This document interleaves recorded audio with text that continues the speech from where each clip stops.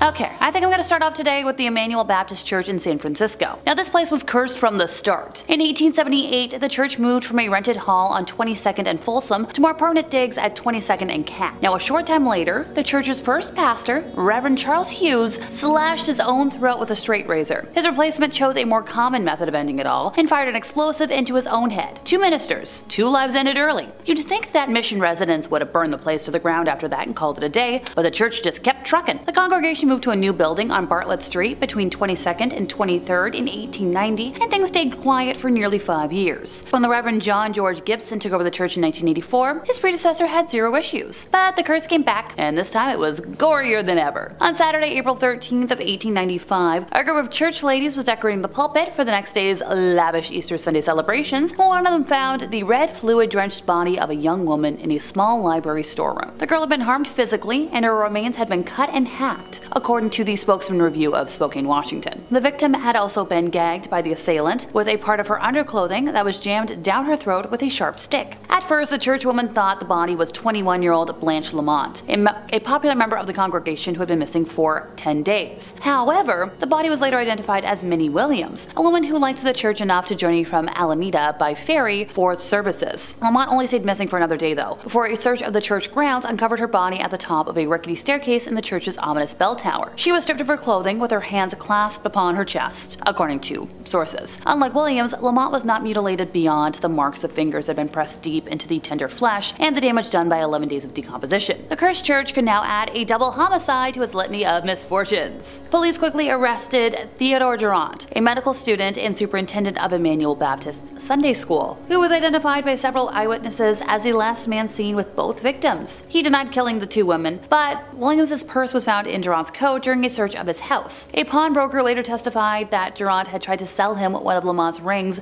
days after her disappearance. The jury found him guilty in just 22 minutes on November 1st of 1895. After the killings, Mission residents called for the cursed church to be burned to the ground, but it stayed. Even the earthquake of 1906 and the fires that followed failed to take down the building. At this point, I've lost track of how many people died at or because of this church, and as somebody who was already uneasy around religious buildings, hell to the no. The amount of bad energy is just oozing from this place. Sorry folks, it doesn't get any better with the Egg Hill Church. Now supposedly this is one of the most haunted churches that we know of. Legend has it that the crazy pastor of the Egg Hill Church killed all his parishioners post-communion and soon after went the way of the rope necklace. Local legend says that in the late 19th century, the church's minister decided to kill his entire congregation during a Halloween service. While the congregation's younger generation played in the rooms below the main church, the minister passed around poisoned bread and wine. While the second congregation choked on their last words, their offspring rushed upstairs to see the final moments of their parents. At the crescendo of the atrocity, the debauched minister went the way of the rope necklace near the altar. Some believe that his ghost haunts the abandoned church, while others believe that the ghosts of his victims haunt it. People have reported hearing the cries of the young victims that died at the hands of the pastor, even though the building remains locked away and empty. And hey, if that wasn't enough, word has it that the abandoned church and its premises are vandalized, along with being haunted by ghosties. Not that I think it'll do any good, but this is a warning to urban explorers and wannabes, maybe just avoid this one. Our next church might be a little obvious, but St. Michael's over in Chernobyl shouldn't really be on anybody's must-see list. It's about 5 miles from the Chernobyl nuclear power plant complex and 3 miles from the border of Belarus. It's in the abandoned vision of Krasny. It is located on the left bank of the Pripyat River and was previously part of the Red Chernobyl area, near the center of the village of Krasny, so this is the Russian Orthodox Church St. Michael's. It was built in 1800. It's encompassed by iron gates decorated with a cross and diamond motifs, and it's about 215 years old, and shockingly, apparently it's not as dilapidated as one might imagine. The peeling, thick, white painted exterior, the 8-foot-tall mustard-toned oak doors, the blue and green paint, hand-carved details and embellishments, and it's also topped off with not 1 but 2 beautiful copper classic onion turrets. And this all rises in the most beautiful, regal, colorful contrast amidst what is now a forest. Officially, St. Michael's has not been used in decades, but it's still, I guess, in good condition. After viewing so many buildings that have become ruins, one can only look at this fascinating structure and imagine its future. The pews have all been removed, and several of the decorative wall coverings have shed, and paintings have disappeared. In the nave, a manumalia, or candle stand, and iconostasis, icon stand, are still poised and at the center of attention. Accompanying these staples of a traditional Russian Orthodox church, there is a small table where people come to leave offerings. Now, unless you want to burn whatever you're wearing after your visit, this isn't the church you want to spend time at. Now, this next church has a name that's kind of deceiving: the Chapel of Ease. If one were to travel along Martin Luther King Jr. Boulevard on St. Helena Island, shortly before you reach the hanging tree, off to the left you will find the ruins of an old church, what is known in the area as the Chapel of Ease. This chapel was built to serve the population of the area, since where everything was at the time, it was too far away from the parish church in Beaufort to attend Sunday services. Building of the chapel commenced in about 1740 using tabby construction materials. The St. Helena Chapel of Ease was ideally situated for the planters of the island. By 1812, it had been granted the designation of parish church. Then on November 4th of 1861, Sunday services were interrupted by a messenger who brought news of the impending invasion of nearby Beaufort by Union troops to a Captain William Oliver Perry Fripp. Fripp's ancestors had been designated to maintain the building and upkeep the chapel, as John Fripp III had left £500 for the purpose in 1780. A year earlier, Edgar Fripp and his wife Eliza had taken their place in a mausoleum built for them in the adjacent graveyard back in 1852. Built by Charleston stonecutter W.T. White, it remains on the property today and seems to still be in good condition. According to a diary written by Thomas B. Chaplin on April 13th of 1852, said vault was a fine affair and did not have to wait very long for its occupants. The Yankees broke it open during the war, hoping for treasure, so it's somewhat out of order, but to this day it still looks cute. The chapel was destroyed in a horrendous fire that happened after the Civil War. Now today, the ruins in the graveyard remain. The vault still remains out of order though. The planters left St. Helena with the arrival of Union forces in 1861, and the church never regained its stature. Some stories relate that Union soldiers used it for services during the war, as well as Northerners who came to the area after the war to educate the local population. The door of the vault was ruined by the soldiers, and at some point it was decided to brick up the entrance. According to the story, the workmen did a very good job of sealing the vault, only to return the following day to find bricks removed and neatly stacked beside the mausoleum. This occurred many times. Convinced that the supernatural was at work, the job remained unfinished. Local authorities had assured that nobody had been in the area the previous night long enough to complete such a task. So today, the vault remains empty. The door is half sealed by bricks. One might find the experience of looking into the vacant vault more than a bit unsettling, if not downright eerie. Oh right, here's the part you've been waiting oh so patiently for. People have witnessed a great number of ghostly occurrences on the grounds. Some folks have reported strange sensations when walking through the church's graveyard, which, no kidding. Visitors have seen apparitions of people dressed in 18th century clothing. Others have seen the ghost of a lady in white that carries a young human through the graveyard. I love a good lady in white. Many also report hearing whispered prayers or singing coming from the interior of the chapel. And yet others claim to have heard names being shouted in the silent burial ground and in the surrounding woods. With such a mingled heritage and bloodline, coupled with about 5 centuries of history to feed it, it's surprising that the ghosts don't outnumber the living in the thick air of the Sea Islands. Or maybe they do? And finally, we're ending our time today with l'Abbaye de Mortemer, or Mortemer Abbey. For over 80 years, Mortemer has stood as a haunted haven, a landscape woven with the threads of tales and specters. The Garage, a wolf woman, made her initial spectral appearance in 1884. And there's Mathilde, the ethereal white lady, once a woman and now a dream haunting the corridors of the abbey. The ghosts of 4 monks, their lives extinguished during the tumultuous times of the Revolution, echo through the ages. Despite the skepticism of many, rumors persist, like, they do. The abbey underwent an exorcism in 1921 in an attempt to dispel the otherworldly energies that seemed to cling to its stones. Jacqueline Charpentier Café, the present guardian, stands as a bastion of reasons in a landscape often clouded by spectral whispers. Witnesses add layers to Mortemer's enigma. A guide with a trace of northern accent claimed a mystical connection to the abbey when a hairpin was cast into St. Catherine's source. A year later, she returned with her husband, the hairpin's allure transcending the mundane. Another solitary witness, tasked with a job within the abbey's walls, heard phantom footsteps echoing through its halls. A slow, deliberate gait that left an indelible mark on the witness's psyche, shrouding the abbey in an aura of disquiet. There was a painter from Lissors, a connoisseur of heraldry and coat of arms, refrained from returning to Mortemer after years of collaboration with his former landlord, now deceased. What mysterious revelations had she encountered in her artistic sojourns within the abbey's walls? The answer, like the mist that blankets the morning, remains elusive. The Cistercian monks, the ones I mentioned a moment ago, who once inhabited the abbey, sought, simplicity, nothing crazy, no luxuries. But they have a heated chapel behind the pantry. That kinda doesn't make sense with their vows. A peculiar warmth persists in that space, unaffected by the harsh winter outside, a subtle defiance of the laws of nature. Oh, by the way, in the winter, snow doesn't stick around to this location. Vegetation grows very early, and a true well-being emanates from there inexplicably. Also, Mortemer resists any kind of excavation attempts, as if guarded by the unseen forces that haunt its grounds. Prohibitions of the past, such as curtailing weddings and banquets by 2 in the morning, still are in place today. The spirits also mess with the phone lines, and so much more, to the point where it's no surprise to me why priests wouldn't really want to frequent this place of worship. How about we kick things off with a fabulous story about witchcraft and the flower woman over at St. Mary's Church in Botsford. The Witches of Belvoir is one of the most famous tales of English witchcraft, and if you don't know it, don't worry, that's what I'm here for. Welcome to my new favorite thing. Let's picture things together, folks. There's this old Gothic church with a towering spire surrounded by gravestones, and it's called St. Mary's Church. Sounds like the perfect setting for a horror movie, right? So back in the early 1600s, there was this woman named Joan Flower who lived there with her daughters, Philippa and Margaret. They were basically outcasts in their community, and they worked as servants for the Earl of Rutland at Belvoir Castle. But here's the thing, they got fired for stealing, and that's when things took a turn for the worse. Legend has it that the Flower women were so ticked off about getting canned that they decided to get revenge on the Earl. And how did they do it? Well, let's look at the times. Witchcraft, of course. Yeah, apparently they put a curse on the Earl's two sons, which were the heirs to his earldom, and well, let's just say it didn't end well for the boys. Fast forward to today, and the story is still giving people the EBGBs. This church is like ground zero for creepy tales. Inside the church, there's this tomb that commemorates the deaths of the two boys, and it says that they were, well, killed by wicked practices and sorcery.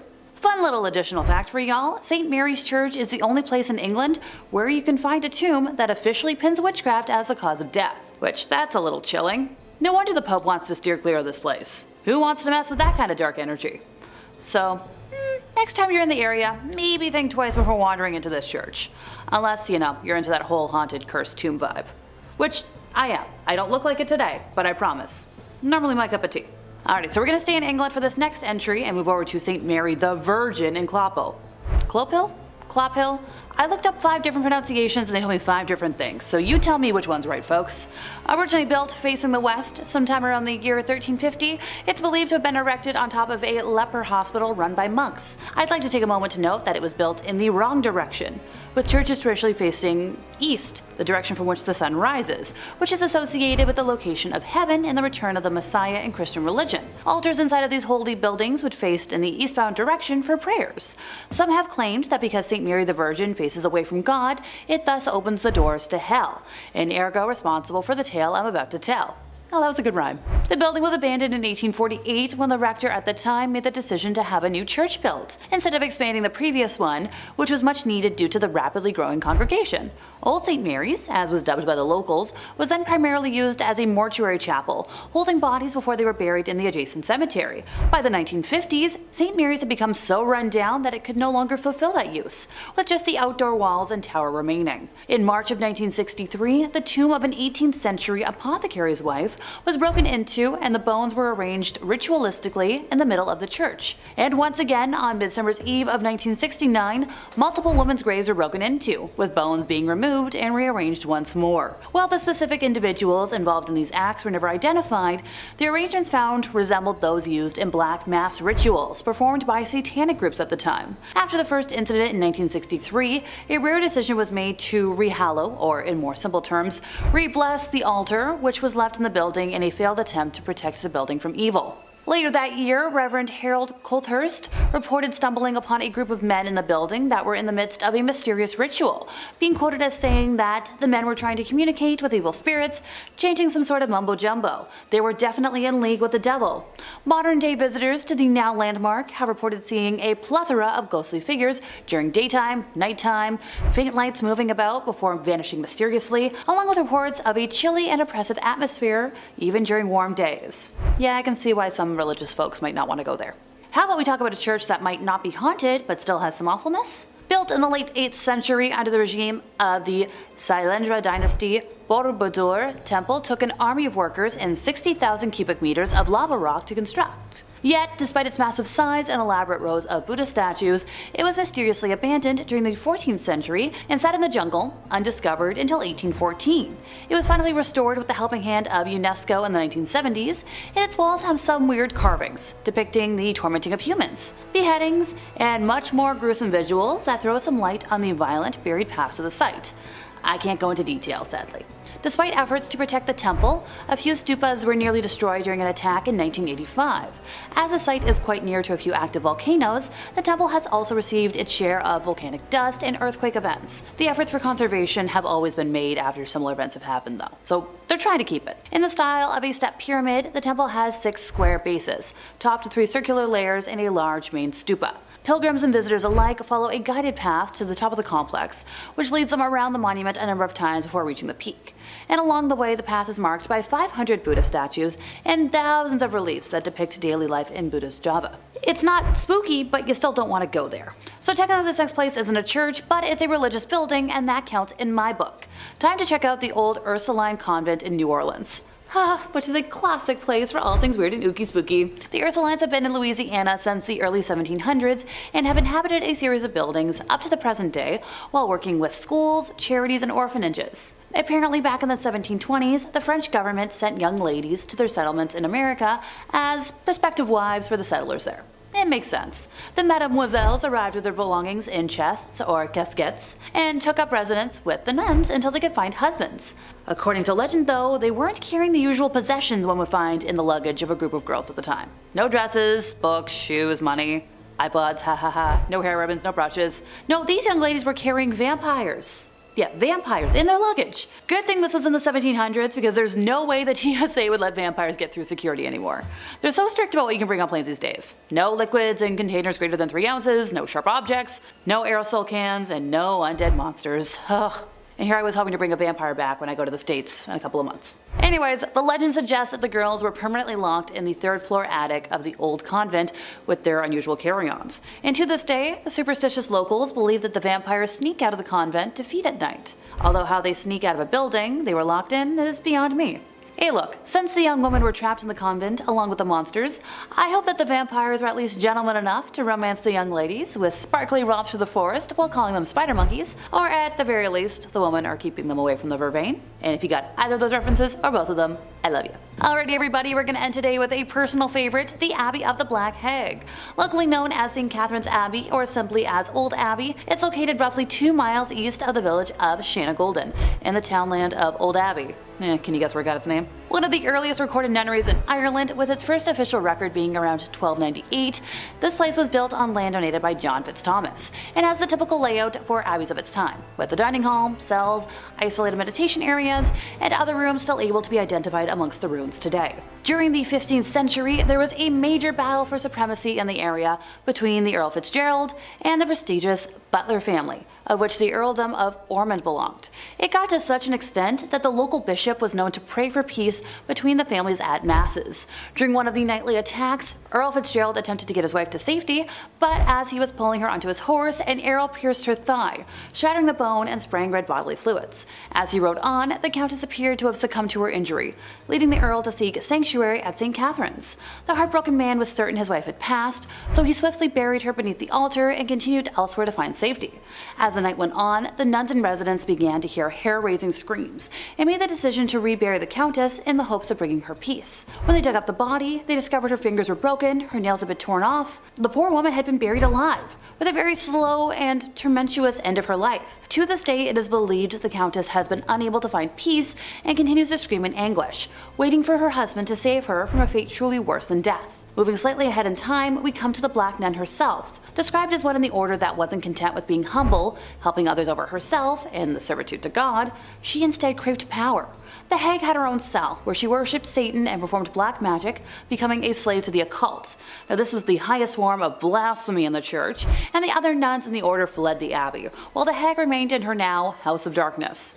I likey. To complete her rituals, the Black Nun would venture into the local community and perform depraved lewd acts and offer sacrifices, with the bones of young community members later discovered on the grounds. Now fast forward to modern times, where visitors have reported seeing the dark, shadowy figure of a nun wandering, the feeling of being constantly watched, and a disembodied hand reaching towards them. There's been flashlights that can't function in her cell, modern batteries drain too quickly to have any sort of rational explanation, just all over weird. And that brings me to the end of my list, which means it's time for comment section shoutouts. From the top 5 scary ghost sightings that will make you a believer, user MKing846 said that they've seen too many things to be a skeptic. You and me both, buddy.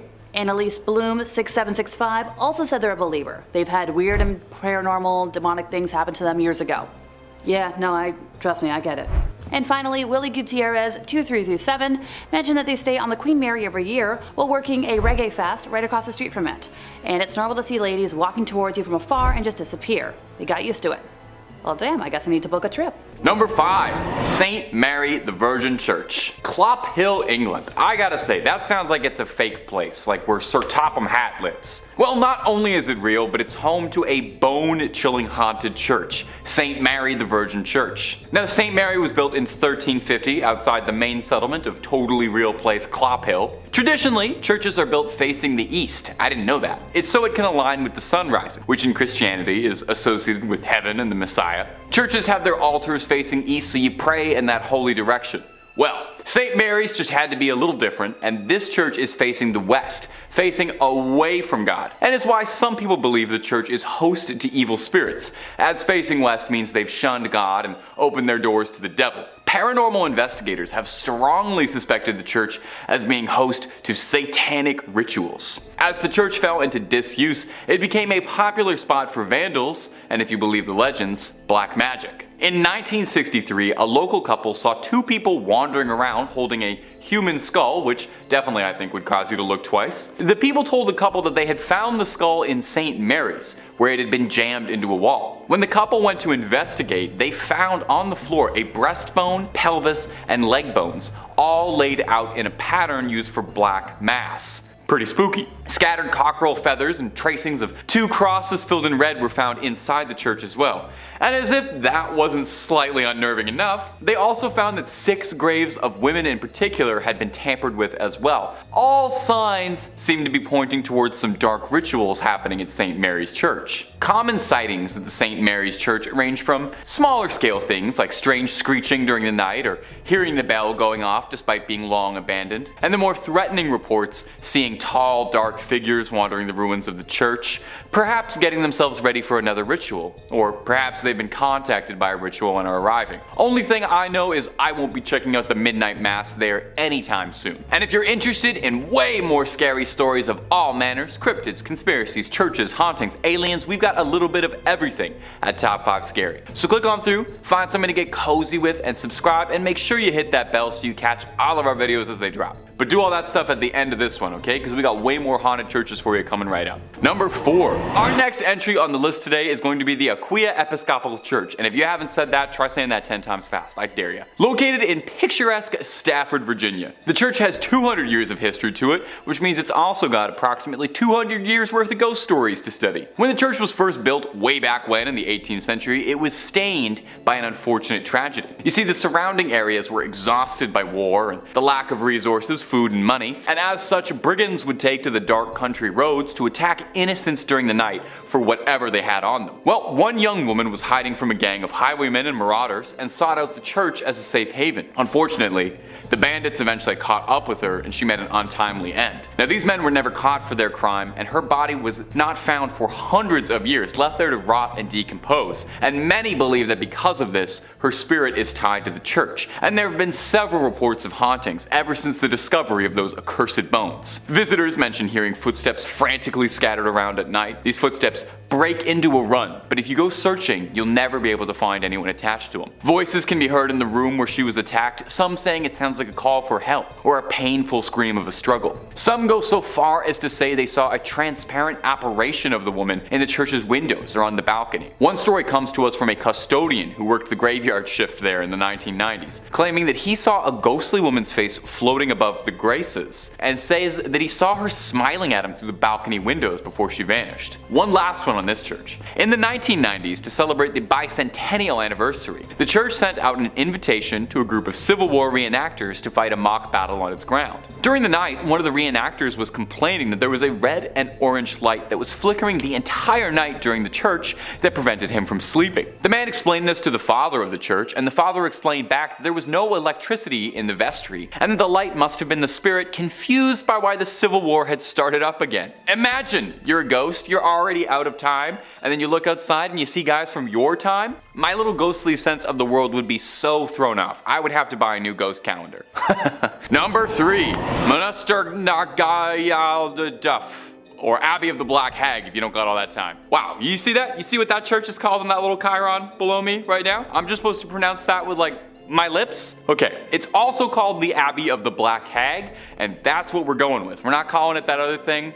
I'm not doing that. Black Abbey of the Hag, only name this church has ever gone by, and it was built in 1298. And it was one of the well-known medieval convents in Old Ireland. The remains of the abbey still stand today in a secluded valley, making it already mysterious and supernatural place just that much more supernatural and overgrown and spooky. I mean, the place is called the Abbey of the Black Hag. You don't name a place that unless it's extremely haunted or if there's like a cool boss fight or something there. Sounds like it's straight out of Dishonored. It's believed that the last abbess, horrible word by the way, in charge of the abbey practiced witchcraft, and in the scary way, okay? She brought death, misfortune to the surrounding areas. Pope Martin V condemned the abbey, not being down for witches at all. The accused witch left to live out in the damp, deserted abbey by herself, which she probably loved because it sounds scary. Over time, her skin blackened, her hair furled, and her soul twisted, leading to the place being renamed the Abbey of the Black Hag. And if you can believe it, there's actually more to this one. The Count and Countess of Desmond once called the abbey home when attempting to flee their attackers, where the Countess was fatally struck by an arrow and buried by her husband. But it wouldn't be the end of the Countess, because sightings of a ghostly figure around the ruins of the abbey were common, meaning someone eventually went to dig up that grave, finding worn out finger bones, meaning she was still alive when she was buried. It's said now that a woman's panicked shrieking can be heard in the early hours around the abbey. Number 2. The Borley Rectory. The Borley Rectory is an old London estate that has the unique distinction of being considered the most haunted building in the United Kingdom. No big deal, or anything.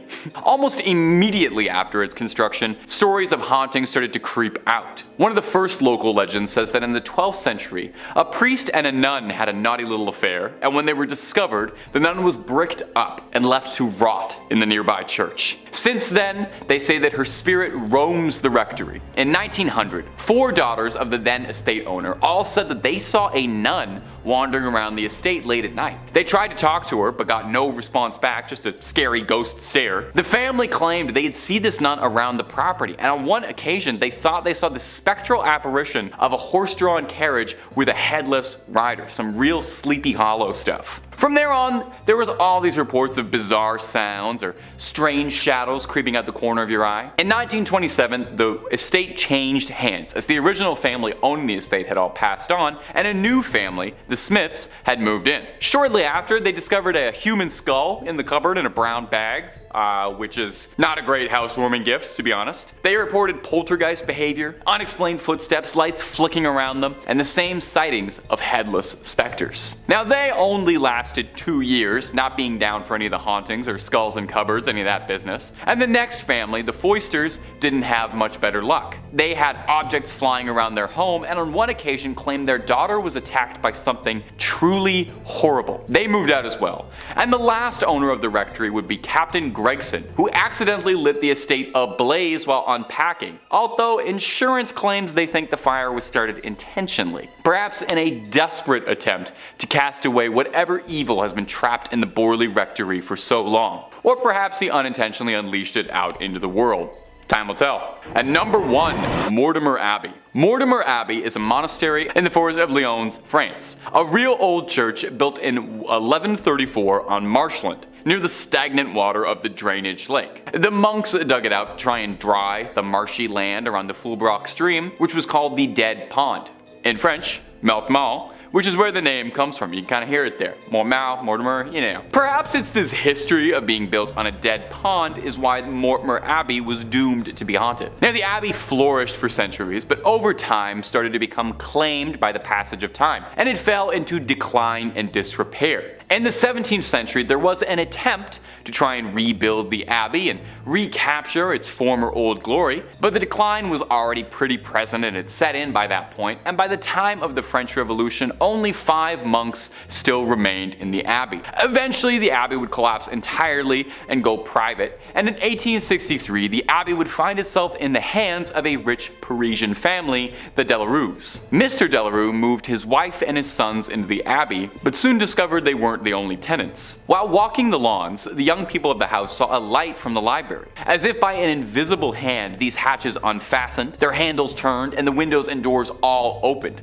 The paintings on the inside inside of the abbey turned themselves around and steps thundered out into the halls, and nobody moved out immediately after. I would have started looking for new real estate right then and there. But one night the young Delarue, Charles, had his fiancée over to come see the estate that would become her new home in marriage. She was offered the guest room, but found herself terrified during the night when she couldn't sleep because she was too busy being tormented by mysterious sounds and objects around the room that were hurling themselves around, being possessed by something. Having had, quite frankly, enough, like I think any of us might have, the young suitor announced she would never live in this house, called off the entire marriage, and hurried back to Paris tout de suite, where there were plenty of handsome young men asking her hand in marriage who didn't live in old haunted estates, okay? That's the message to take away from this. Get the love you deserve, and the love you deserve is not in a haunted house. Number 5 on this list is the Templo Mayor ruins. So a church is typically defined as a place for Christian worship, but let's loosen up that definition just a little bit and start thinking about it as a building or landmark where people would have worshipped higher beings. If we start thinking about it like that, then the Templo Mayor ruins can certainly qualify. Mexico has a lot of haunted spots, but this is at the top of their list for sure. Gaurav Gupta writes, this archaeological site in Mexico has a blood-soaked past. It is a haunted Aztec civilization site that has made its presence felt throughout the time. Around 4,000 people were brutally killed to please Aztec gods. The priests would cut out the beating hearts from the victims' chests and then throw their lifeless bodies on the stairs of the Aztec temple. Aztec's last emperor,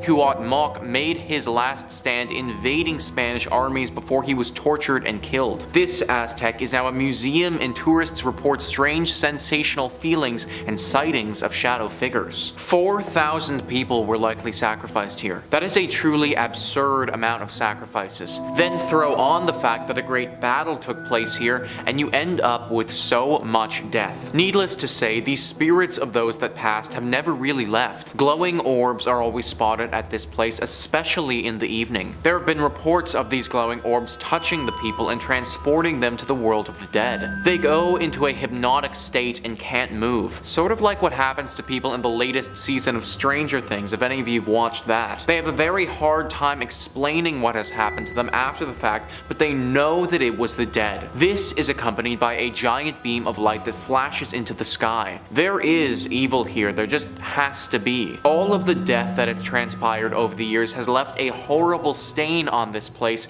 and evil has congregated here. No one knows what type of evil or what spirit is behind this, but just know that this is a scary place that you should probably avoid. Number 4 on this list is the Ness Church. Ness Church is a Norwegian church that is no longer operating. It's a collection of ruins now and a very popular spot for ghost hunters. The ghost hunters have discovered that electronic equipment or your standard cell phone isn't going to do so hot in this church. For whatever reason, the second that you bring anything like that in, it just completely shuts down. If one wants to have an electronic device here, then it needs to be specifically made to withstand strong spiritual energy. The most popular myth surrounding the ghostly presence that resides here is a priest named Jacob Christian Finnegan. This was a priest who presided over this church from 1800 to 1837. Apparently, he suffered a very grim fate here along with his children. It's thought that he and his children were killed by an evil gang who came through the church looting it. They killed the priest and then, ever so cruelly, bricked his children up and left them to die. This is only one variation of the tale though, because one legend actually says that the priest did this to his kids himself. Regardless of which one is historically accurate, they're both pretty bad. The screams of these children are frequently accompanied by the sighting of this priest. It's said that he will stalk those who come here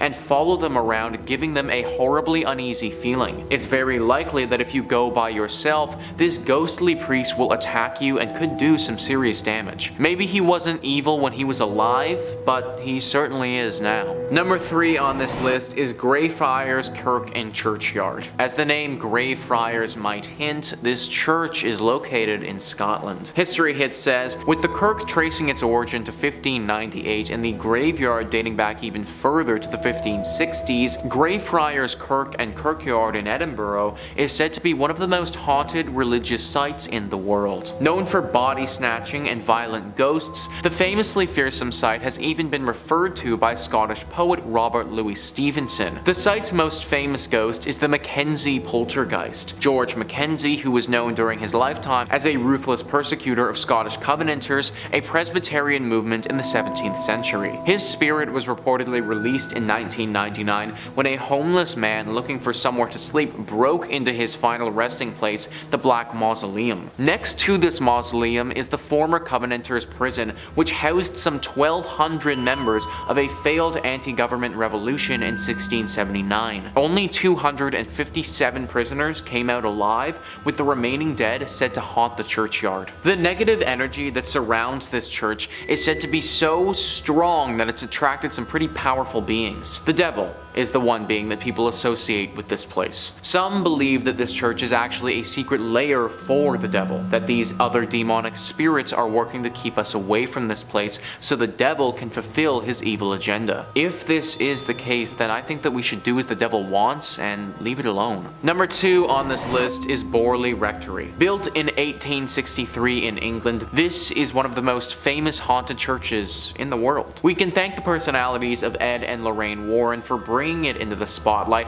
as they had quite the experience at this church back in the day. The horror stories began back in 1929. A journalist named V.C. Wall was a photographer in the woods nearby the rectory taking pictures one evening when they saw something very strange. From the outside, the rectory looked like it had a light on, but if you walked inside, it was all dark. Wall also saw the ghost of a nun that evening walking around the graveyard looking as eerie as you may expect. After they told people about this story, some ghost hunters came forward and provided an explanation. Back in the 1300s, there was a monastery here. At this monastery, a monk had a relationship with a nun. This was found out and resulted in deadly punishment for both people. The nun got it particularly bad though, because she was bricked up alive in the convent walls and left there to die. The 1929 story was the big one that kicked everything off, but after this happened, other stories started emerging. Stories about this land before the rectory was even built. Apparently this area of land was always haunted and dealing with ghostly presences. Strange rapping sounds, bells ringing,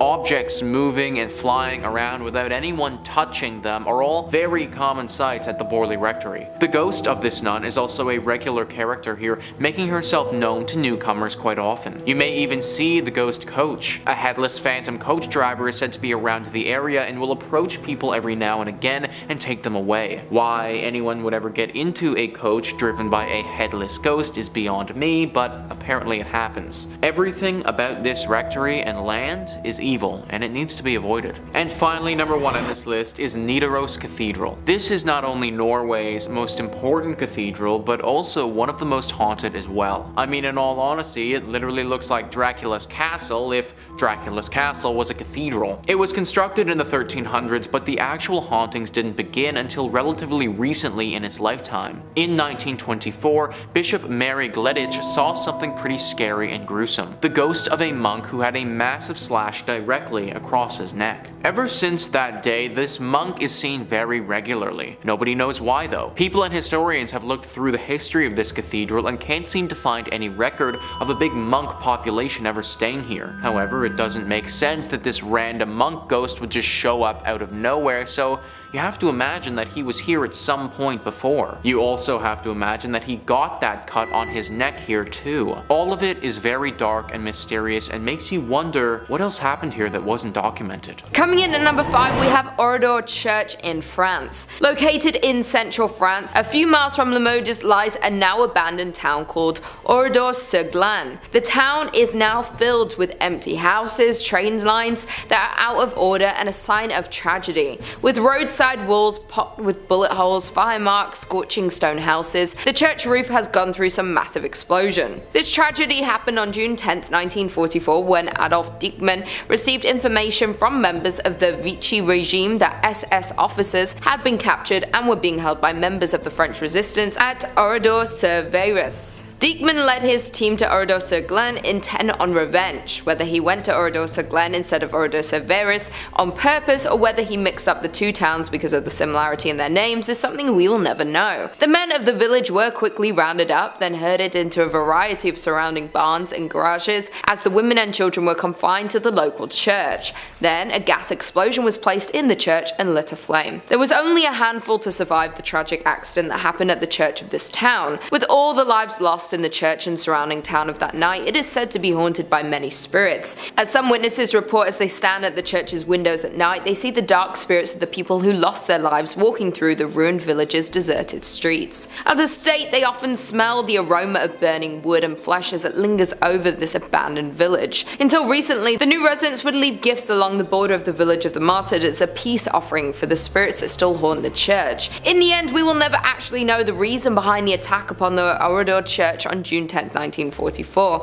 though some think there was an evil entity or spirit upon the church that coerced the attack to happen. Coming in at number 4, we have St. Mary the Virgin, England. In an English village, you'll find the Church of St. Mary the Virgin, built around 1350 just outside the main settlement. The church in Columbkille, Bedfordshire, was abandoned for around 170 years after it fell into disuse in the 1840s. There are a few odd things about this ancient little church, the most significant being that it was supposedly built facing the wrong direction. Churches are traditionally oriented to face east, the direction from which the sun rises, which in the Christian religion is associated with the location of heaven and the return of the Messiah. Churches are positioned with the altar facing east so people will pray in that holy direction. Some have claimed that because St. Mary the Virgin Church faces away from God, it thus opens its doors to hell. Indeed, the church has a long history of reported hauntings and supposed satanic rituals. The 14th century church was reportedly used for satanic rituals in the 1960s. As rumor has it, bones were dug up and arranged in satanic patterns. Paranormal investigator has speculated that some kind of black magic was performed at a church in Columbkille, making it one of the most haunted places in Bedfordshire. The investigator explained that there's definitely something strange going on at the church, and this personal view is that it's down to black magic practices held there. He explains that he has also had many people confess the terrifying experience that they've had with the church. One filmmaker told the investigator that he saw a dark shape that was extremely tall coming towards him. The filmmaker and his colleague ran when he felt something grab his arm, even though he couldn't see anything. Once police arrived to the scene, instead of laughing the claim off, they congested that they've spent a lot of time guarding the abandoned site, as many people experienced the same thing. Over the years, many people have reported seeing strange things near the church, from mysterious hooded monks to tall dark figures. In at number 3, we have Egg Hill Church, Spring Hills, Pennsylvania. Considered one of the most haunted churches known to man, we have Egg Hill Church in Spring Hill, Pennsylvania.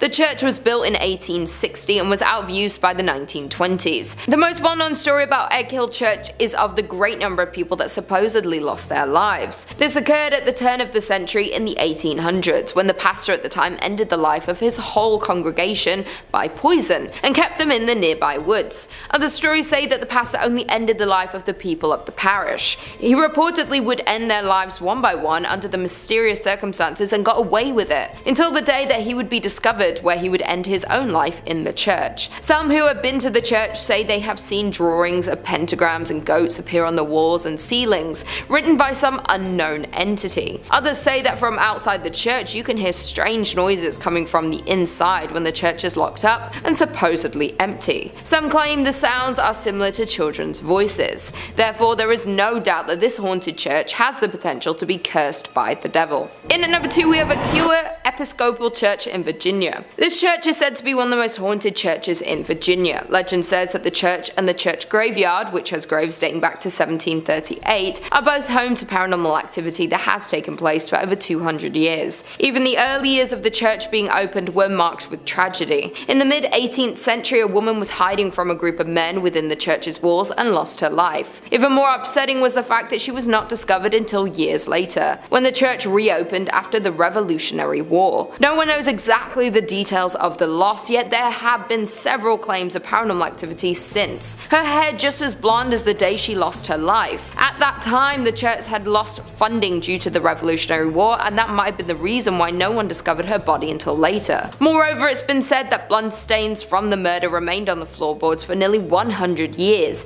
till it was replaced altogether with concrete. Many ghost stories worked their way through the community after the skeleton was discovered. Many parishioners refused to set foot in the church after dark. In the 1900s, people decided to seek evidence of hauntings for themselves. Many returned with chilling tales of having encountered an unfriendly presence. Built before the Civil War, this church is reportedly visited by the ghost of a soldier killed during the conflict. The most haunted part of the building is the church tower. Others claim that the reason for the haunting involves a young woman who was murdered there. The eerie lights and unexplained sounds are reason enough to stay away after dark. Even today, there is plenty of paranormal activity associated with the church grounds. Many visitors have reported hearing footsteps running through the graveyard accompanied by the sound of a violent struggle. Others claim to see the figure of a young golden-haired woman peering from the balcony window. With all the tragedies and loss of lives that happen within the walls of this church, not to mention the paranormal activity, it's safe to assume that there is some evil spirits and energy cursing the church. And finally, in at number 1 we have St. Columbkille, Ontario. Dating back to 1855, St. Columbkille Church was founded and located in the hamlet of Uptergrove. The original frame church was torn down and the present brick edifice was constructed in 1905. This structure sits on a hill far back from the road and can easily be viewed when driving on Highway 12 east from Aurelia. The ghost stories have been spreading since over 100 years ago, classifying the church was haunted, and these tales have been circulated ever since. Today, the church is deemed haunted by some local residents and visitors. There have been many reports of ghost sightings, shadowy figures that will suddenly appear, creaking doors, and eerie music that will play randomly from the organ. There have also been numerous reports of shadowy sightings of a figure wearing a black hat that floats through the choir area, creating chills for those who had observed it. Mysterious candlelight has been seen flickering from the windows on stormy nights. Many believe the spirit responsible is that of a former priest who, according to legend, pledged to complete a specific number of sermons, though he lost his life before he was able to attain that number. Now, some churchgoers say he is returning to fulfill that promise. In 5th, we have the Most Holy Trinity Church in New York, built sometime between 1882 and 1885 on land that previously served as a graveyard until 1853. According to local rumors, not all of the bodies residing there were exhumed from the graveyard, and the spirits of those left behind still inhabit the grounds to this day. The church property covers an entire city block, and it is said that there are false closets leading to bricked up doorways, tunnels, and random sub-basements throughout the church and convent. There are also mysterious passageways on the upper levels of the church, where legend says only priests are able to enter. The church's rectory was built in 1872 by its second pastor, Monsignor Michael May, who later passed in his room on the second floor. Priests who live in the rectory have used that space for mainly a guest room ever since, as no one has ever been willing to live in it on an ongoing basis. Guests have experienced lights being switched off and on, hearing strange noises, and the sound of a person walking back and forth while trying to sleep. Phantom footsteps have also been heard on the staircases in the building, and dogs who were once kept as pets in the rectory would stare in a trance-like state down the basement stairs, as well as into the dining room when the building got cold. In 1897, a parish bell ringer named George Stell's life was taken in the vestibule of the church.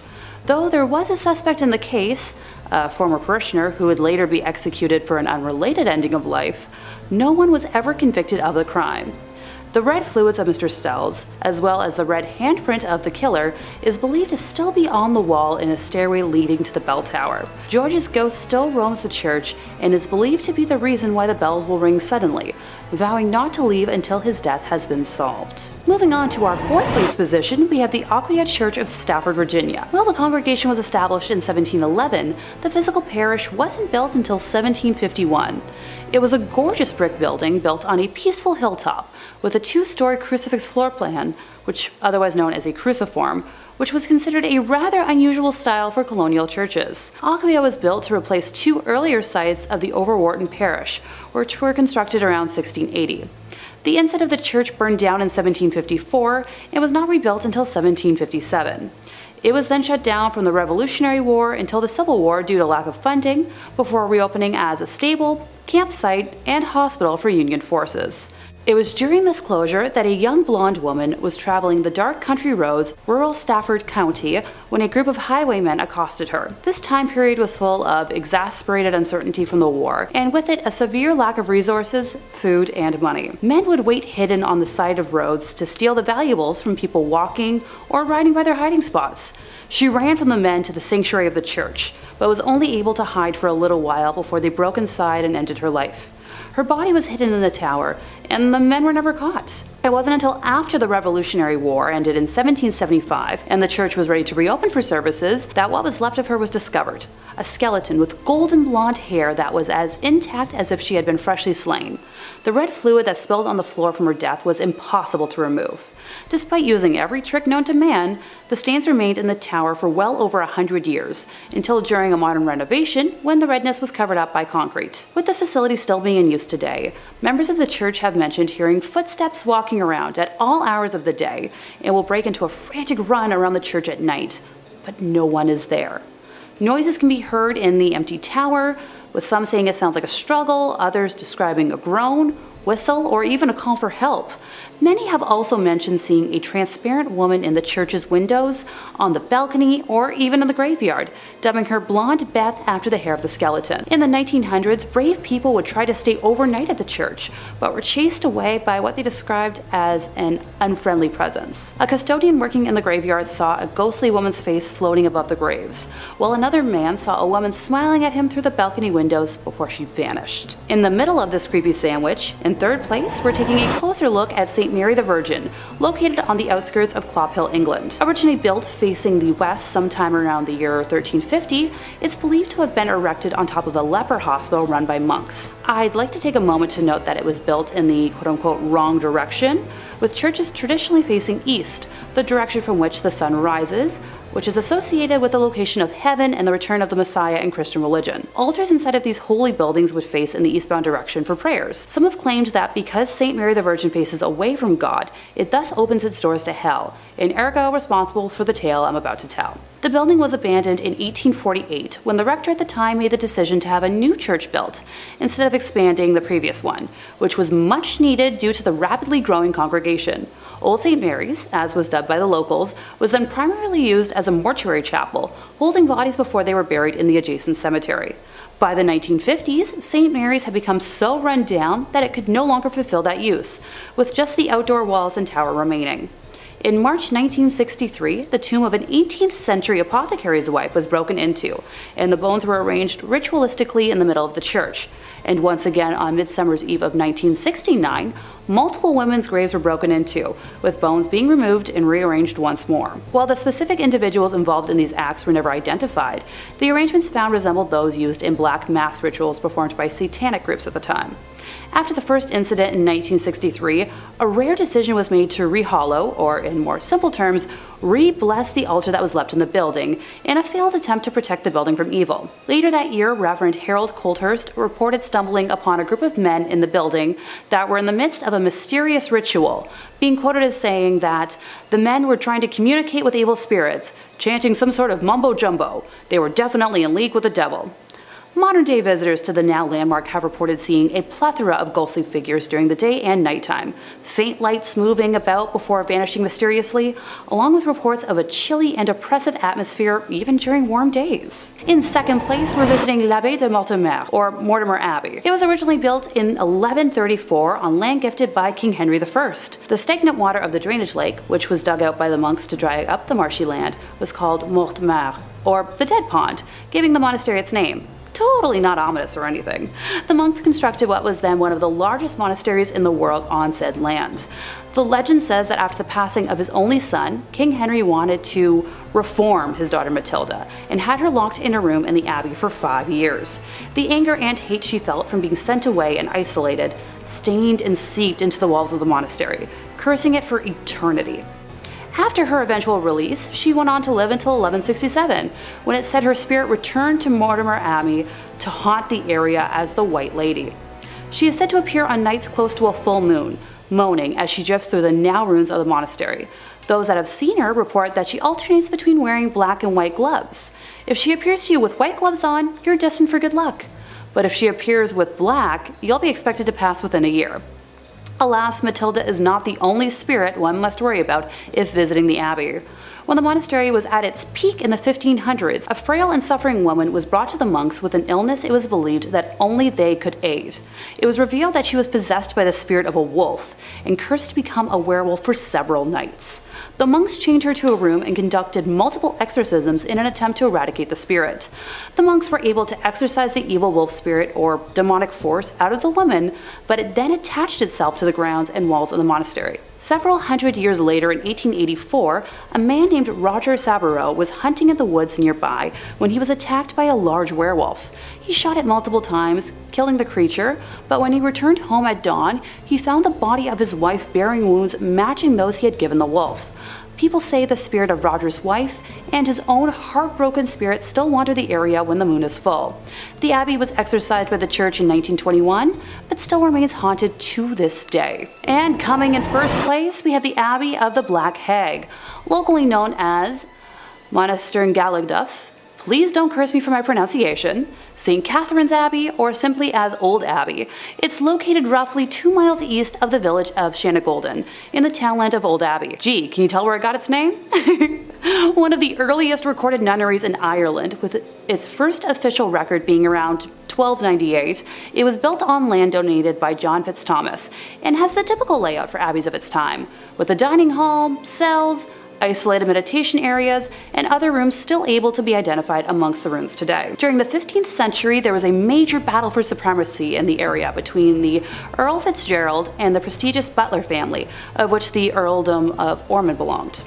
It got to such an extent that the local bishop was known to pray for peace between the families at masses. During one of the nightly attacks, Earl Fitzgerald attempted to get his wife to safety, but as he was pulling her onto his horse, an arrow pierced her thigh, shattering the bone and spraying red bodily fluids. As he rode on, the Countess appeared to have succumbed to her injury, leading the Earl to seek sanctuary at St. Catherine's. The heartbroken man was certain his wife had passed, so he swiftly buried her beneath the altar and continued elsewhere to find safety. As the night went on, the nuns and residents began to hear hair-raising screams and made the decision to rebury the Countess in hopes of bringing her peace. When they dug up the body, they discovered her fingers were broken and her nails had been torn off. The poor woman had been buried alive, with a very slow and torturous end of her life. To this day, it is believed that the Countess has been unable to find peace and continues to scream in anguish, waiting for her husband to save her from a fate truly worse than death. Moving slightly ahead in time, we come to the Black Nun herself.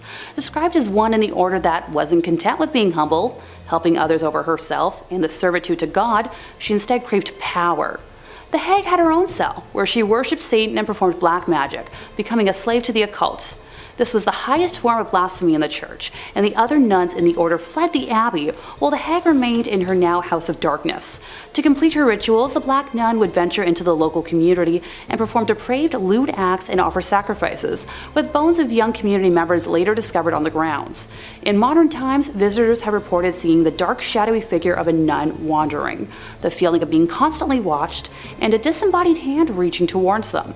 It has been reported that flashlights cannot function in the nun's cell, and modern batteries drain too quickly to have any sort of rational explanation. Number 5 on this list is Hallstatt Karner. Hallstatt Karner is one weird church, man, let me tell you. I'm all about unique and cool decorations, but human body parts? Kinda where I draw the line, guys. Discovery.com says many bone churches and ossuaries are decorated with femurs and pelvises, but at Hallstatt Karner, these skulls themselves are decorated. More than 600 of the skulls on display in this Benhaus, also known as Bone House in English, bear their former owners' names, professions, and the date of their death. Many are also adorned with decorative garlands and flowers. But perhaps what makes this bone church stand out the most is the fact that the most recent remains to be interred here belong to a woman who passed away in 1983 after having requested the Benhaus as her final resting place. What's more, she might not be the last because the church is still open to receiving similar requests. So yeah, the dark secret here is that there is literal bones still being added. 1983 is really not that long ago when you think about it, and like the article suggests, that's probably not the last person to have been thrown into this array of skeletons. I guess it isn't, but it feels like this should be illegal or something. At the very least, it's just super weird. Like, why is a bunch of dead bodies and bones and stuff bringing anyone closer to God? Isn't the whole point of church to connect with your spiritual side? Not get grossed out by a bunch of dead people who you might have even known at one point. The church is located in Austria and has got to be one of the scariest churches in that country for sure. Unless you want your bones to be added to some religious display, I would stay away from this place. Number 4 on this list is the St. Louis Cathedral, a beautiful church like many on this list, which is riddled with spirits. List first says, like the city it serves, the St. Louis Cathedral in New Orleans is a font of strange myths and legends. Originally built by the city's French rulers, the modern cathedral wasn't completed until the 1850s. According to lore, the ghosts of the old structure came along for the ride. One of the cathedral's better known ghosts, Père Dagobert, was an 18th century priest. Dagobert was renowned for his kindness, especially his willingness to treat the poor and terminally ill. During the 1760s, several members of his congregation decided to revolt against the city's new Spanish rulers. The mainly French and Creole rebels successfully pushed the initial Spanish force out of the city, but a larger force later managed to claim New Orleans for the Spanish king. Infuriated by the earlier rebellion, Irish-Spanish governor Alejandro O'Reilly decided to not only execute the rebels, but also leave their rotting bodies on the doorstep of the St. Louis Cathedral. As a devout Catholic, Dagobert could not stand by while Catholic bodies were so roughly treated. After failing to get O'Reilly's permission to properly bury the bodies, Dagobert led a funeral procession down to St. Peter's Cemetery and placed the slain men in unmarked graves. Dagobert's successor, a Spanish priest named Pierre Antoine, is also said to haunt the cathedral. More intriguingly, Antoine's friend, voodoo priestess Mary Laveau, who often prayed at the church during her lifetime, is also considered to be one of the many spirits inside the cathedral. So we got voodoo priestesses, unmarked haunted graves, multiple spirits of bodies that were buried improperly. This church is just one big mess. Many people think that there are also a bunch of other secrets that this place has that we don't know about. Like, this was a spot for a secret society hundreds of years ago who performed some very questionable rituals, and that's why this place is as haunted as it is. Whatever really happened here, we know it was dark, and we know that it left its mark.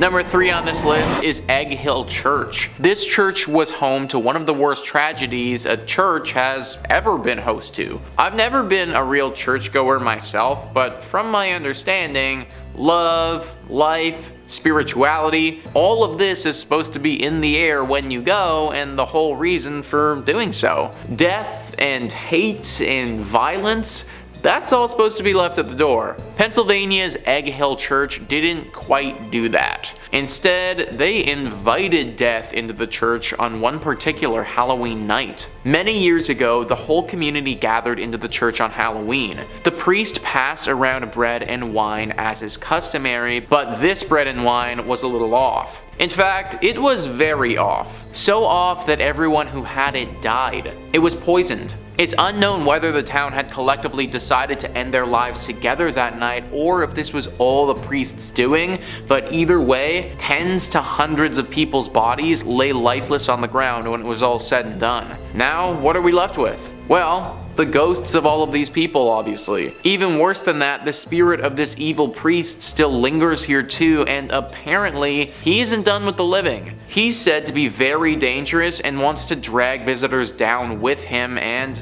take their life. This whole story is pretty much as dark as you can get, and it's no wonder the place is totally messed up today. Number 2 on this list is St. Nicholas Church. Hey, it's me. It just so happens that my church is haunted by a dozen spirits. Great. List first says St. Nicholas Church is practically haunted by default. That's because the village of Pluckley, its home, is reputably the most haunted locale in all of England. The Kent village is home to the Watercress woman, who occupies the Pinnock Bridge, and to the ghost of a schoolmaster who committed in front of his pupils. According to a conservative estimate, Pluckley contains no fewer than 12 active spirits. The church itself is said to be the home of both the beautiful ghost of Lady Daring and the Lady in Red, a ghost who searches the adjacent churchyard for her lost baby. The ghost of a former miller who worked in the area is also said to haunt the churchyard in search of a long-lost love. Also, the ghost of a monk at nearby Greystone's house is also said to be seen during the night. Finally, visitors to St. Nicholas have reported seeing lights in the church's windows when no one was inside. So we have another church with just a plethora of horrible things. Someone taking their own life, a missing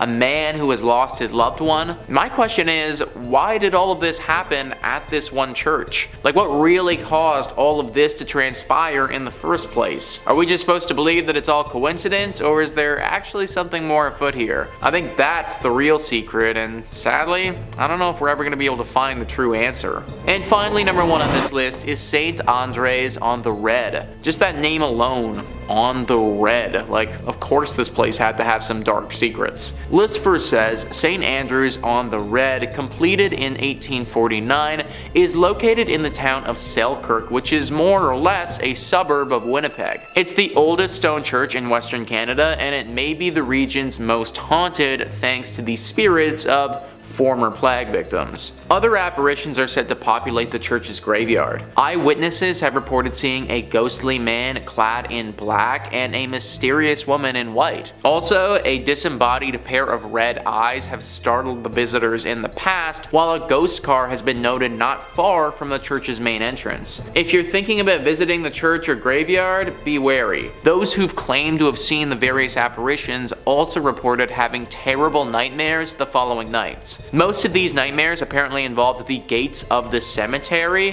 which rattle even though no hands are seen shaking them. Some people can't shake these nightmares either. The occasional individual will have these persist for months or even years. I'm sure that the architecture and natural beauty is nice and all, but I'm not trying to risk nightmares for a year to see it. I do wonder what happened to those gates though. Is it some weird thing with the wind that's causing it, or is it what people suggest, some type of ghostly intervention? I tend to think some sort of spirit has to be involved, considering the thing with the nightmares happens as well, but you gotta wonder who. Sometimes I really do think that being a paranormal investigator would be awesome, because you could get to the bottom of these things, but then again, that's a pretty unforgiving profession. Coming in at 5, St. Paul's Episcopal Church, Key West, Florida. St. Paul's Church is the 4th church structure built by St. Paul's between the 1800s and early 1900s. And though it may look bright and new, this is because the church has been rebuilt numerous, and I mean numerous times. The original church, made of coral rock, was completed in 1839. However, it was destroyed during the Havana hurricane in 1846 and was rebuilt in 1848. Once again though, the church was destroyed when the Great Fire of Key West struck in 1886. However, by some good fortune, the rectory survived unscathed, and the rebuilding once again began on the 3rd structure, ending in 1887. However, disaster struck once again though in 1909 when the church was destroyed by a powerful hurricane. This time though, the parish hall survived, as well as the rectory.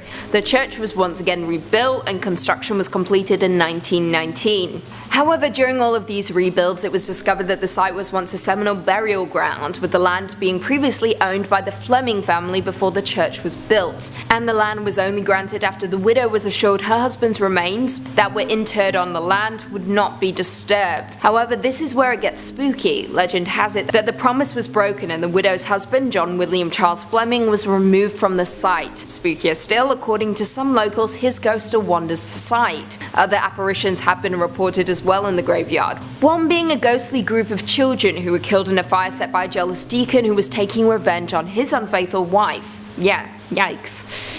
Coming in at 4, St. Andrews on the Red, Selkirk, Canada. Built between 1845 and 1849 to serve the local community of retired Hudson Bay Company personnel, this church is located in a small suburb of Winnipeg, located on a lightly forested hill with an incredibly impressive Gothic design. It is by far the oldest stone church in Western Canada and has definitely had its fair share of paranormal activity. The church became an old campfire story among young teens and rebellious kids who would dare their friends to walk backwards around the church 3 times, with the expectation that you would disappear.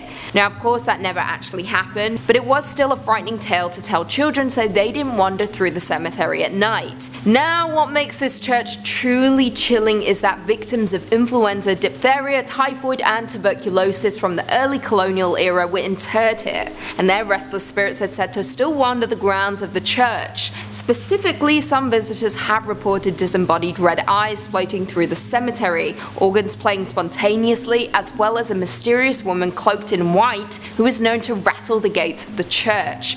If you dare, you can take a self-guided tour of the church located in Selkirk, Canada. Coming in at 3, St. Michan's Church, Dublin, Ireland. This is an Anglican church built on the site of an early Norse chapel from 1095, with the current structure dating back to 1686, undertaken by William Robinson. As it stands, this church is the only parish church on the north side of the River Liffey, surviving from a Viking foundation. Now the exterior of the church is nothing to write home about, however the interior is what we're going to be discussing, specifically the vaults. The vaults of St. Michan's contain a large amount of mummified remains, with the walls of the vaults containing limestone, thus keeping the air dry and creating ideal conditions for preservation. Among the remains of the 400-year-old body of a nun, a 6.5-foot man believed to have been a crusader, a boy with a severed right hand and feet, and Henry and John Shears, who took part in the 1798 rebellion. Unfortunately, a number of the crypts in the church's vaults were damaged by vandals in 1996 and once again in 2019. After the most recent event, the church has stated that several mummified remains were desecrated by vandals, including the remains of the nun and the crusader. Tours used to be open, however after the recent incident they have been temporarily shut down. Not only will you be dealing with the enraged spirits of the dead when visiting this church, but also the despicable living. Coming in at 2, Cathedral of the Assumption of Our Lady, Guadalajara, Mexico. Also known as the Guadalajara Cathedral, this is a Roman Catholic cathedral of the Archdiocese of Guadalajara and was built in 1541 in the Spanish Renaissance style with neo-Gothic spires. However, though the building is beautiful, it has been plagued by hauntings and tragic events. On May 30th, 1574, during Mass, neighbours fired shots into the air. Some of the bullets fell onto the cathedral and started a fire, ultimately damaging the building. A second tragic event struck in 1818 when an earthquake shook the city, causing the towers and dome to collapse. The cathedral was of course repaired, however it continues to be in danger. It was damaged by earthquakes in 1932, 1957, 1985, 1995 and 2003. However, outside of natural disasters, the cathedral also has a ghostly side to it. One of the most popular attractions is of course the Crypt of Archbishops, which is truly chilling. However, more chilling still are the mummified bodies on display there, with one dating back to the 1700s, which belongs to a child that was killed for converting to Catholicism. Some visitors to the cathedral have claimed that they have seen her eyes blink and have witnessed her hair move. Very spooky indeed.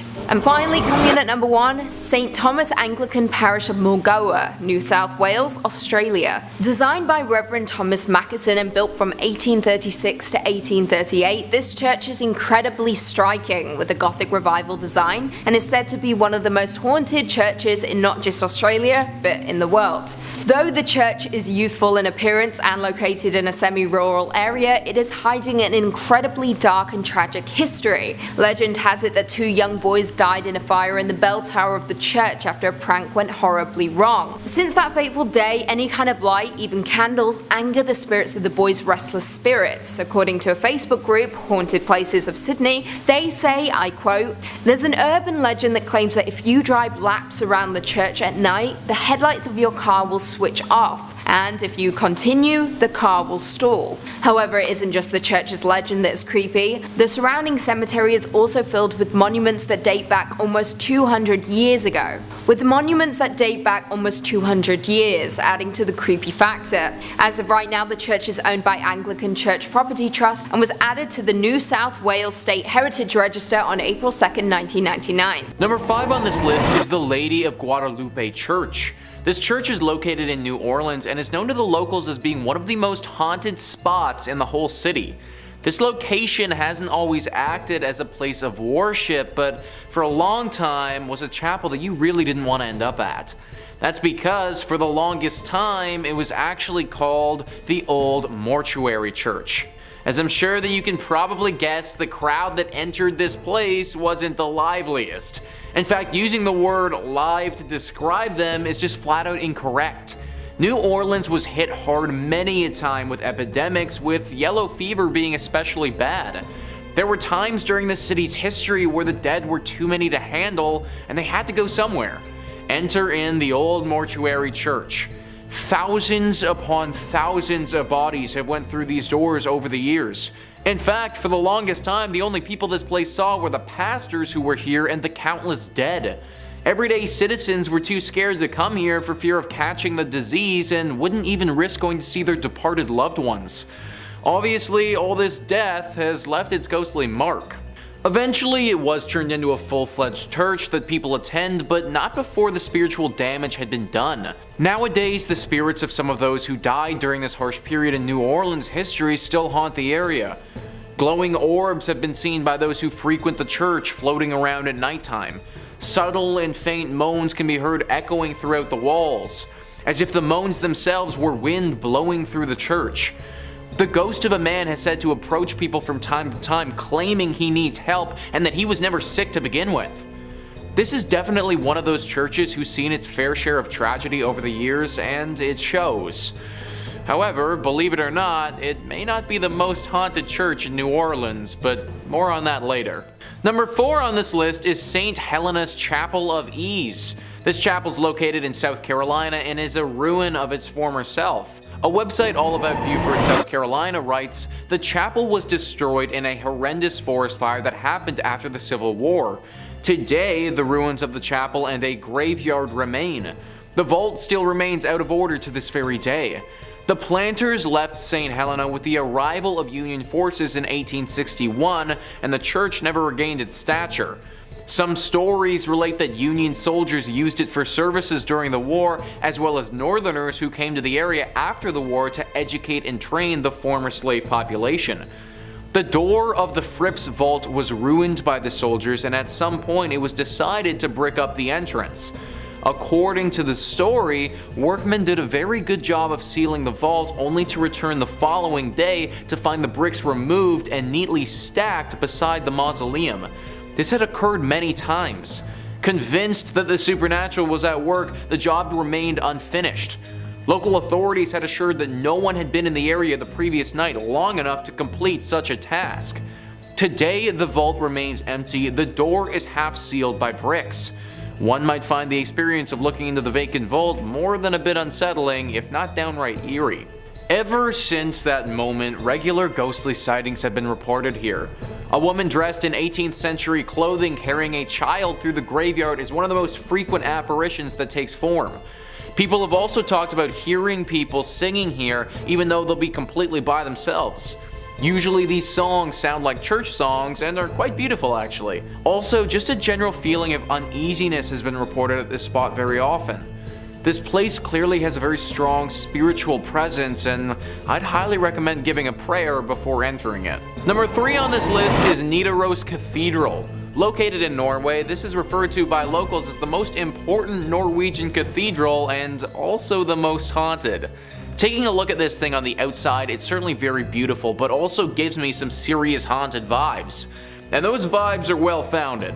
The church was finished being built in 1300 and is directly in the center of the city of Trondheim.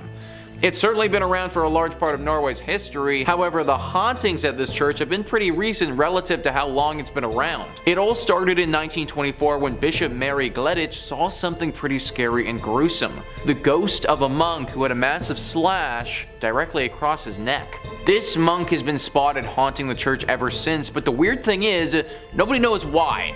Historians have combed through Norway's history and can't seem to find a time that any order of monks would have stayed at this church. Now at the end of the day, this doesn't mean that having a ghost monk is impossible by any means. It's totally possible that a singular monk just happened to be at this church for some reason and through some tragedy died, or by the nature of that cut was potentially murdered. Whatever his reasoning for being there, he certainly is. Many visitors have spotted him, and some have said that they've seen him playing the organ in the church before. I personally can't imagine stumbling upon a monk whose throat is totally cut playing the organ. This is definitely one that deserves a prayer before entry. Number 2 on this list is St. Louis Cathedral. So we already talked about the Lady of Guadalupe Church, but the only reason that church even exists is because of the St. Louis Church. Also located in New Orleans and arguably more haunted than the previous one. This church is interesting because one could argue that it's been around a lot longer than the other New Orleans one, but that also isn't necessarily true. That's because this is actually the 4th church to go up on this spot. 3 previous times the church that was here has suffered serious damage that caused it to get replaced. One was from a hurricane that swept through the entire area and totally knocked the church to the ground.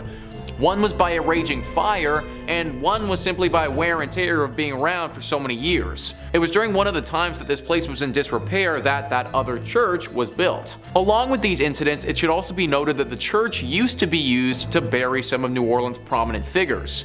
So when you walk through this church, you're literally walking over a ton of graves in the process. Through the deep history this church has, it's no wonder that ghostly sightings are a regular here. Perhaps the most famous ghost associated with St. Louis Cathedral is that of Père Antoine. Pierre was a Spanish Capuchin friar at the St. Louis Cathedral. He arrived in New Orleans in 1774 and was named pastor. His generosity and kindness to the people of New Orleans made him very popular. He was well liked by all of New Orleans. His death on January 19, 1829 was met with a somber and mourning city. He was laid to rest inside the St. Louis Cathedral 3 days after his death. Since his death in 1829, the ghost of Père Antoine has been seen in St. Louis Cathedral by an untold number of people. His ghost is easily recognized as there's a portrait of him inside the cathedral. It seems as if the ghost of Père Antoine especially likes to show himself around the holiday seasons. Commonly, the ghost of Père Antoine is seen near the altar and on the balconies. So guys, what I just read is from an article written by Ghost City Tours describing how serious this haunting is at this church. Apparently Père Antoine isn't the only ghost either, but people have reported seeing the ghost of another pastor and some other apparitions of what looks to be people from the 1700s. Clearly something about a New Orleans church is very attractive to the paranormal. And finally, number 1 on this list is the Abbey of the Black Hag. This church would be a tad bit difficult to pray before entering because there isn't too much left to enter. It's located in Ireland and is a ruin of its former self. The story starts many hundreds of years ago when this place was referred to as St. Catherine's Augustine Abbey. This place was established in 1298 and was pretty great right up until the last abbess took over. It's said that this woman practiced witchcraft here and brought great evil to the others that lived here and those nearby. Pope Martin V caught wind of this and ordered the immediate closure of this place. Everybody left, except for the witch. She stayed here completely by herself, practicing magic all day and all night. Eventually, through her consistent spell practicing and probably the fact that she never bathed ever, her skin blackened to such a degree that people started referring to this place as the Abbey of the Black Hag.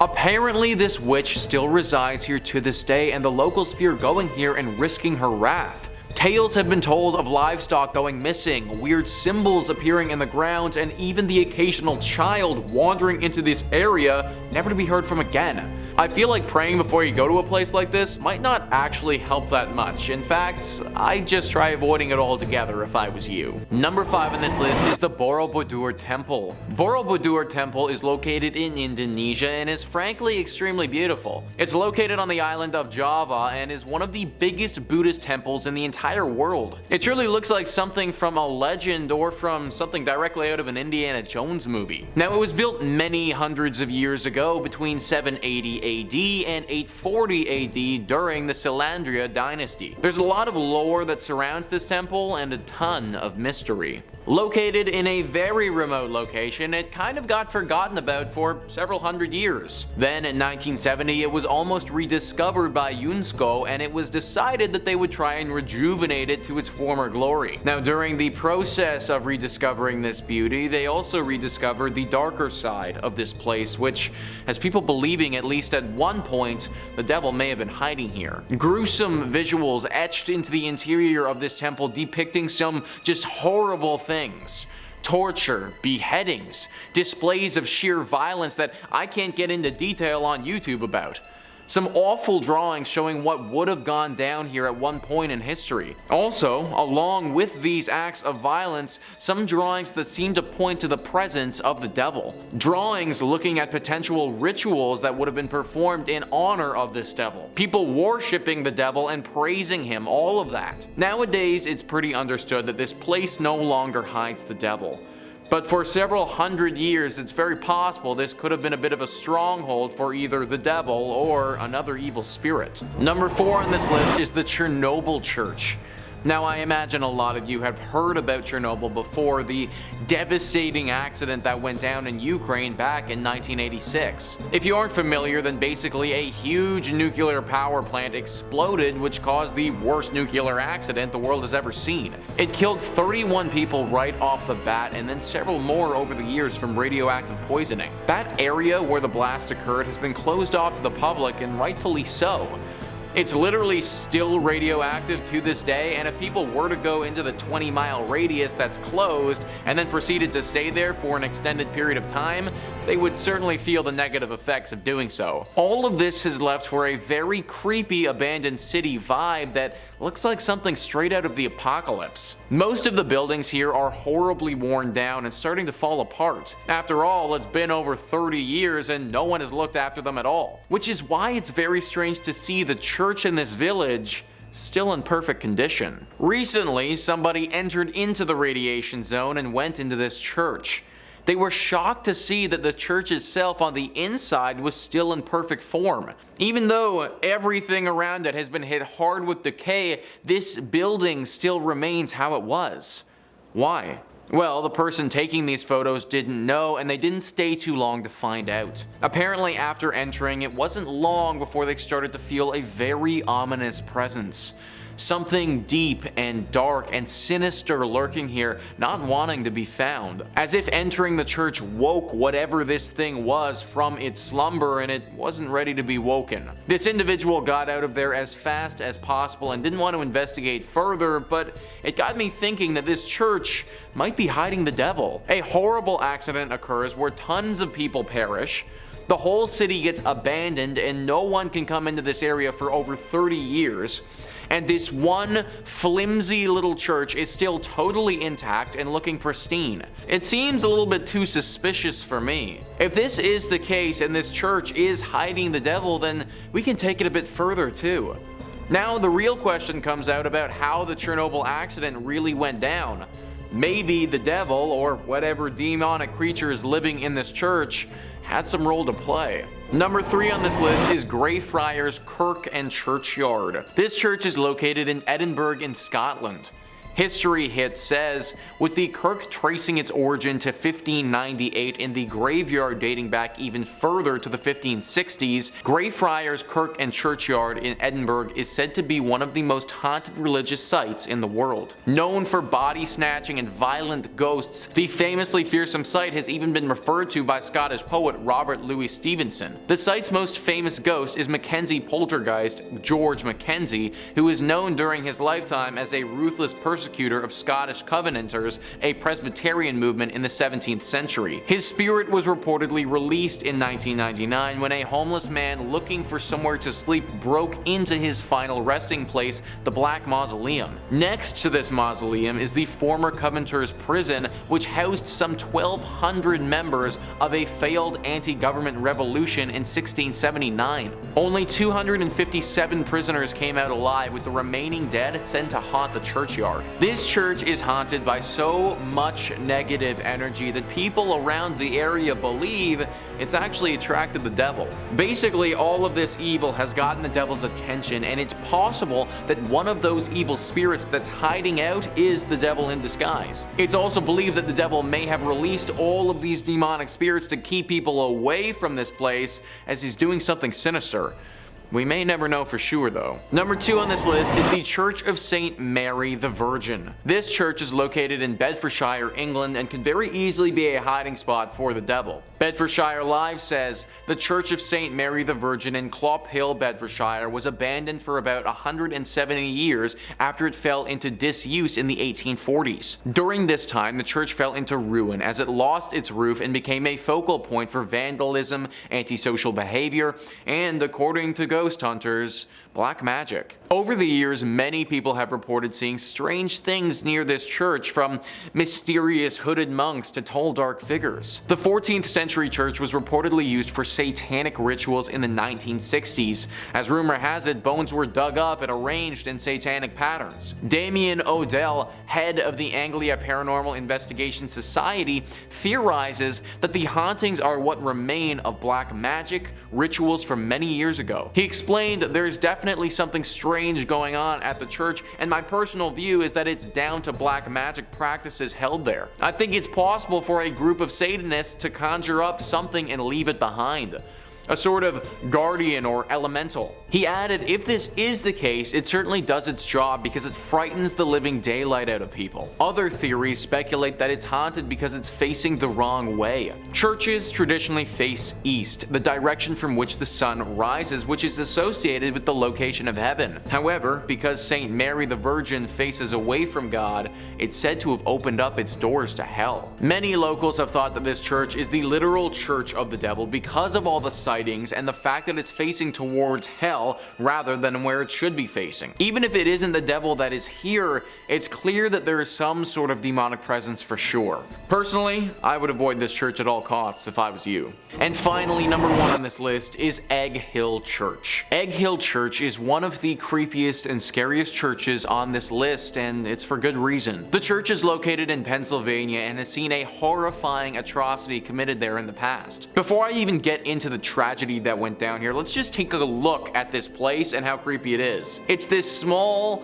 barn-looking structure that doesn't look to be in good repair at all. It's got a few gravestones sitting out front of it, and it's relatively in the middle of nowhere. It looks like the sort of place where a serial killer would be lurking, or in this case, maybe even the devil. In the early 1900s, this place hosted a horrifying mass murder. The pastor of this church held a congregation, gathering everyone in the surrounding areas to this church.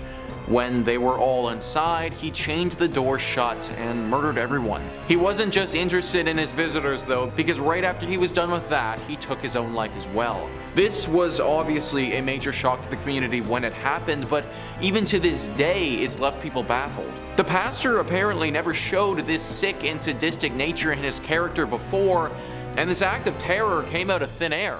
That's why people have speculated before that he may not have been acting by himself. It's very possible that it was him in the flesh but not in the mind, that his body was simply acting as a vessel for the devil or another spirit as they did this. To this day, locals avoid this place and claim that there is a dark force that haunts it. Maybe it's the devil just sitting, waiting in this church for his next helpless victim to wander inside. Number 5 on this list is St. Mary's Catholic Church. This is a Catholic church in Nashville, Tennessee that is apparently deeply haunted. World on Fire says there are 3 ghosts rumored to haunt this church and its grounds. One story holds that a priest died during construction of the church.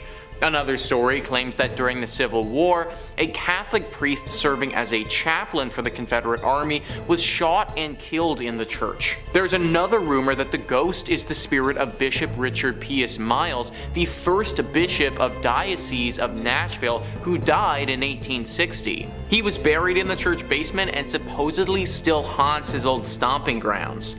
According to one story from 1937, a pounding at his bedroom door woke up a priest in the rectory, but he could find no one there. After he fell asleep, he was woken up again, this time by a pounding on the headboard of his bed. There was no one in his room, so the awakening was attributed to supernatural causes by superstitious locals. I can't say that I personally would substitute a ghost pounding on my headboard's wake-up call for a regular alarm clock, but hey, whatever gets you out of bed in the morning, right? Nowadays, the 3 ghosts that wander around here are sort of just part of the church and accepted among those who pray and worship here. Apparently these ghosts are relatively calm and won't cause too much trouble other than the occasional midnight stomping, that is. There was, however, one story where the chaplain for the Confederate Army ghost attacked someone. It happened over 50 years ago now, but apparently a woman and her young son were walking past the church and got bombarded by this ghost. They both managed to get out okay, but they were obviously really shaken up. Now, nobody knows why this ghost did this or what the story was, but we think that this woman and her son were descendants of someone who had dealings with him in real life. Potentially their grandfather killed this man or something along those lines. It's all a bit hazy, but the good thing is that's the only group of people his ghost has ever chosen to attack before. Other than that, these ghosts are just relatively annoying, but they shouldn't cause you too much problems if you go here. Number 4 on this list is the widow. There was a widow who lived in the 20th century who was a very devout Catholic. For some reason, this woman, who we're gonna call Ruth, had a very strong connection to the spirits that were in purgatory. Her story goes like this. The first soul Ruth encountered was her departed husband. He had often been impatient during his bout with cancer and had reproached God. One evening, Ruth heard a voice. That happened almost every evening over a long time when she came in from the stable. Then she suddenly recognizes the voice of her husband, but she isn't quite sure yet. Then she kneels down and just prays the rosary. She recommends her husband in particular. Yes, she thinks, he was often rather impatient. Is that perhaps the reason he must still do penance? A few evenings later, she sees a nebulous apparition right in the middle of the room. She takes holy water and prays, "O Lord, give him eternal rest." It makes her very upset, and then she sees her husband. He speaks quietly. "Don't be afraid, Ruth, it's me. I may come here to ask your help. Pray 3 chaplets each day." And then he was gone. So every day she prays 3 chaplets. Each time she adds, "Good God, forgive my husband his impatience when he suffered." After some weeks, her husband stands again in the middle of the room. He looks well. He's friendly and beautiful. She recalls how he was a young man. He says nothing. He only looks at her so grateful and full of love. Then she asks him, "How are you, Jacob?" He answers clearly and quietly, "I'm fine. I may come soon. I thank you, Ruth. I thank you so much."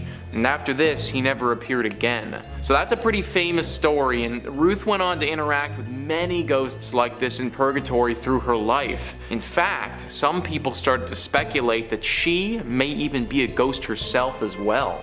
Number 3 on this list is the Most Holy Trinity Church. Here we have another Catholic church that's meant for worship, but has been riddled by a haunting. World on Fire says there are a few possible origins of the hauntings that supposedly plague this old parish. One claims that the current church building, built from 1882 to 1885, stands over an old cemetery where some bodies are still buried. Supposedly the ghosts of the folk under the church haunt the building and mysteriously turn lights on and off, open and close doors, and walk back and forth. Or it could just be living people doing those things, since those activities, believe it or not, are not limited to ghosts. The living can also open doors and turn on lights. At least they could last time I checked.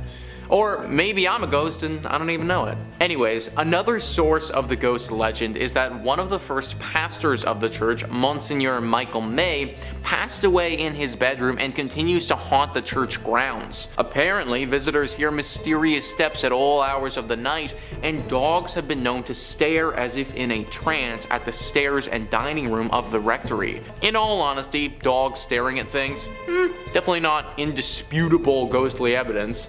I mean, I've seen dogs do some weird stuff before, so I don't think that we can prove anything beyond a reasonable doubt based on their activities. However, it is very important to note nonetheless, whenever a big storm is coming, watch what your animals do.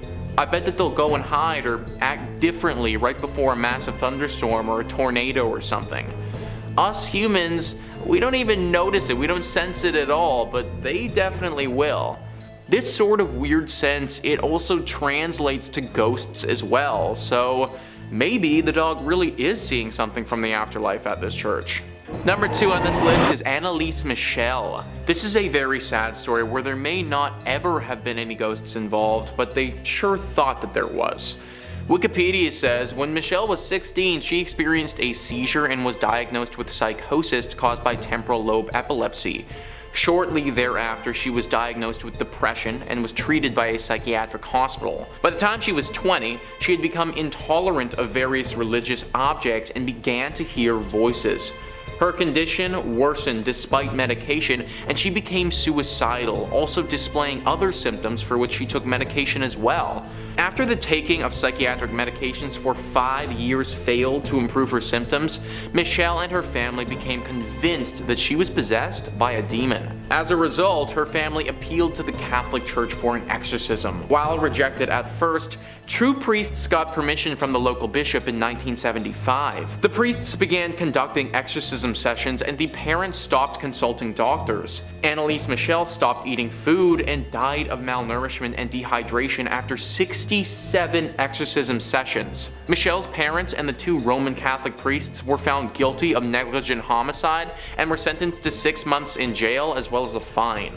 This might not be the most terrifying of all of the ghost stories on here, considering the only real ghost involved was the fear that everybody had to begin with. Poor Analise would have went through absolute agony in her final days when there probably wasn't any paranormal activity to even begin with. And finally, number 1 on this list is St. Rita's Church.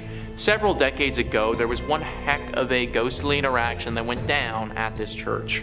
World on Fire says, on All Souls Day in the early 1960s, St. Rita's Parish had a ghostly visitation. More than a dozen parishioners had gathered there to pray when sometime in the early evening the organ began to play by itself.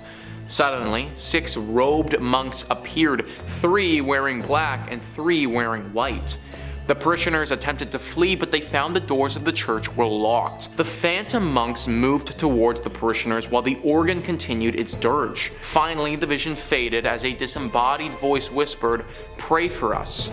So next time you see a ghost, it probably just wants to ask you a favor and hopefully not kill you. All they were asking for was a little prayer, which I think everyone would have been more than happy to indulge with at that time. Of course, having a bunch of ghost monks show up out of nowhere, lock all of the doors, and keep you in there, that's pretty terrifying. Everyone is still very wary around St. Rita's Church in case these monks ever do come back.